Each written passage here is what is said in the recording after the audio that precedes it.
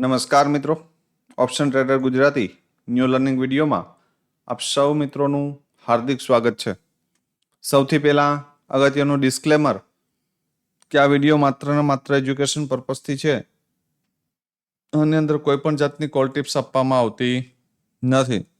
Option trading એ risky છે અને છતાં પણ જો કરવું હોય તો તમારા ફાઇનાન્શિયલ એડવાઇઝરની સલાહ લઈ અને પછી જ કરવું, જેથી કરી તમારા રિસ્કને મેનેજ કરી શકો.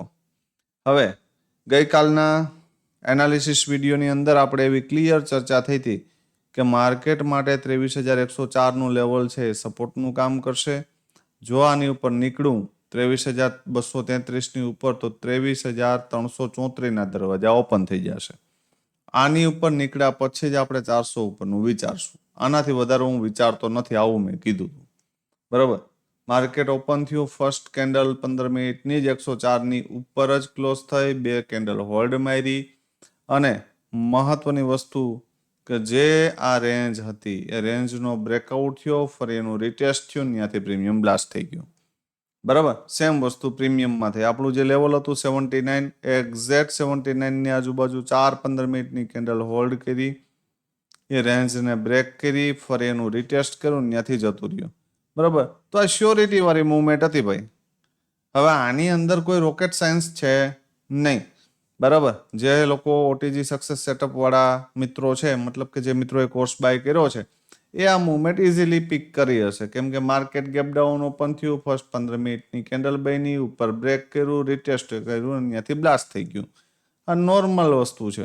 બરાબર. આમાં કોઈ મોટી વસ્તુ છે નહીં કે ભાઈ માર્કેટે ક્યાંય ટ્રેપ કર્યું છે.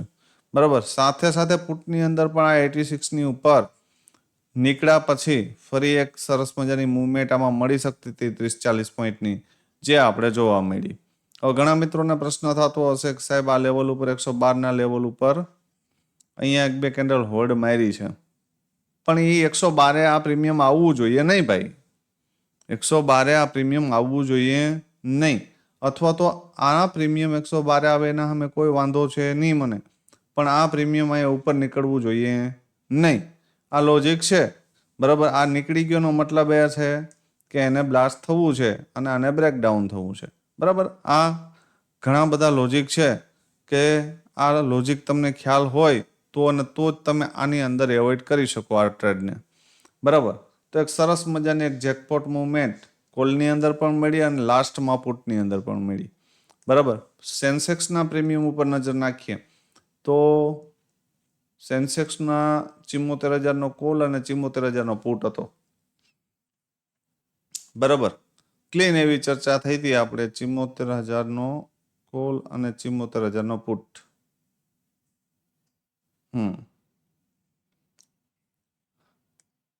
હવે મોર્નિંગમાં ક્લીન એવી વાત આપણે થઈ હતી કે 269ની નીચે જો માર્કેટ ઓપન થશે અને મતલબ આ પ્રીમિયમ ઓપન થશે તો આની જગ્યા 77 રૂપિયા છે. ક્લીન એવા મારા શબ્દ હતા કે આની આજુબાજુ ક્યાંય સપોર્ટ લેતું દેખાય અથવા તો આને તોડે અને ફરી ઉપર નીકળે તો આની અંદર એન્ટ્રી કરી શકાય. તો આને તોડ્યું, ફરી ઉપર નીકળ્યું, એનું રિટેસ્ટ આવ્યું અને ત્યાંથી બ્લાસ્ટ થઈ ગયું. 400 પ્લસનો હાઈ છે મિત્રો, 77થી. કેટલા ગણું ફંડ થાય કોમેન્ટમાં જણાવજો. બરાબર. કેમ કે આ પ્રીમિયમને જ્યારે આ સેટઅપ ક્રિએટ થાય છે ત્યારે આ પ્રીમિયમ ટોપ ઉપર હોય છે. તો અહીંયા આમાં એન્ટ્રી બનતી નથી ભાઈ, અને કરવાનો પ્રયત્ન પણ કરવો જોઈએ નહીં. બીજી વસ્તુ, આ ઝોનની ઉપર જ્યારે આ પ્રીમિયમ નીકળ્યું ત્યારે આ પ્રીમિયમ પણ બ્લાસ્ટ હતું. મેં તમને જે સેકન્ડ ચાર્ટ શેર કર્યો, બરાબર, હીરો0નો, એક જ મિનિટ, એની અંદર આ કેન્ડલ જ્યારે બનતી હતી ને, આ કેન્ડલ, બરાબર, ત્યારે મેં ચાર્ટ શેર કર્યો હતો. તમે ચેક કરવું હોય તો કરી શકશો ટેલિગ્રામની અંદર. અને અહીંયાથી બોટમેથી આ પ્રીમિયમ લગભગ 2x પ્લસ થયું છે કોલમાં પણ. અને જેવું આ રિજેક્શન આવ્યું છે, બરાબર, અને એની નેક્સ્ટ કેન્ડલ આ ક્લોઝ કરી છે ને અહીંયા ક્યાં ક્લોઝ કર્યું તો કે 42ની ઉપર. આ બધા સેલરોને શું કરી દીધા? ટ્રેપ. અને અહીંયાથી આ પ્રીમિયમને શું કરી દીધું? બ્લાસ્ટ. બરાબર. તો આ જેકપોટ હીરો0 કહી શકાય. બરાબર. એક શ્યોરિટી વાળો ટ્રેડ ક્યાં હતો? આ કેન્ડલ ક્લોઝ થઈ ગઈ, ફરી જે આ ડીપ આવ્યું છે ને તો અહીંયાથી આમાં એન્ટ્રી બનતી હતી, અહીંથી ડાયરેક્ટ 2x પ્લસ હતો. બરાબર. પણ આ મુવમેન્ટ અને આ કોન્ફિડન્સ માટે તમારી પાસે એજ્યુકેશન એન્ડ એક્સપિરિયન્સ બંને જોશે. નોલેજ પણ જોશે ને અનુભવ પણ જોશે, તો તમે આ એરિયામાંથી આને આખો વીચીને પકડી શકશો કે અહીંથી ચાલી લેવાનો છે. બરાબર. પણ એના માટે તમારી પાસે એજ્યુકેશન જરૂરી છે. બરાબર. તો જ પોસિબલ છે આ વસ્તુ કે એક્સપાયરી વાળા ઇન્ડેક્સમાં પણ dot to dot level work કરે છે. Dot to dot. બરાબર. અને એના માટે તમારી પાસે નોલેજ પ્લસ એક્સપિરિયન્સ જોશે. બરાબર. તો આશા રાખું છું કે આ વસ્તુ સમજાણી હશે ને આજના માર્કેટની અંદર તમે સારો એવો પ્રોફિટ પણ કર્યો હશે. સૌથી પહેલા સમજી લે નિફ્ટી.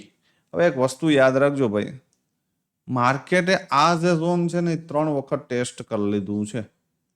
બરાબર. હવે આ ઝોન વીક છે, મગજમાં ફિટ કરી લેજો. જો ભૂલથી પણ આ ઝોન બ્રેક થયું ને એટલે મારા મત મુજબ 22,654 આ ઝોન બ્રેક થશે 23,086 અને એના પછી જો ભૂલમાં પણ 22,975 બ્રેક થઈ ગયું તો પછી 799 દૂર નથી, 654 દૂર નથી, 541 દૂર નથી. યાદ રાખજો. બરાબર.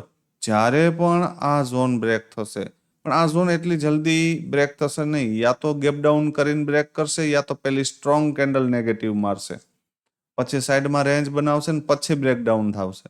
પણ કહેવાનો મતલબ જો ઇઝીલી પણ આ ઝોન બ્રેક થયું 23,086 તો પેલો ટાર્ગેટ 22,975, 100 પોઈન્ટની મૂવમેન્ટ મળી જશે. એક સારામાં સારો પુટનો ટ્રેડ ક્યાં બને તો કે જો 242 જે 23,242 નું ઝોન છે આ એરિયામાંથી કોઈ એક શૂટિંગ સ્ટાર કેન્ડલ મળે તો પુટના પ્રીમિયમ આપણે ડીપથી લેવા મળશે. બરાબર. પણ જો આની ઉપર એક 15 મિનિટની કેન્ડલ ક્લોઝ કરી દઈ 242 ની ઉપર તો પહેલો ટાર્ગેટ 23,334 અને આનાથી ઉપર નીકળે તો 426 ના દર્શન પાછા થઈ શકે.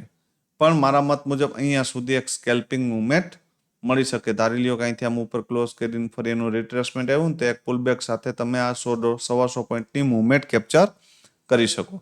ધારી લ્યો કે આ એરિયામાંથી નેગેટિવ કેન્ડલ આવી, એનું રિટ્રેસમેન્ટ આવ્યું, જો આ ઝોન બ્રેક થઈ જાય તો 23,086 અને એના પછીનું આ લેવલ 22,975 અહીંયા સુધી આવી શકે. જો આ બ્રેક થઈ જાય, એન્ડ ટાઈમ ઉપર પણ થઈ જાય, માર્કેટ ક્લોઝ થતા ને સાથે, તો next day gap down open થવાની પોસિબિલિટી છે. હું કોઈને ગેપ ડાઉનમાં પુટનો ટ્રેડ લઈ જવાની સલાહ નથી દેતો, ક્યારેય નહીં, પણ પોસિબિલિટી આ વધી જશે.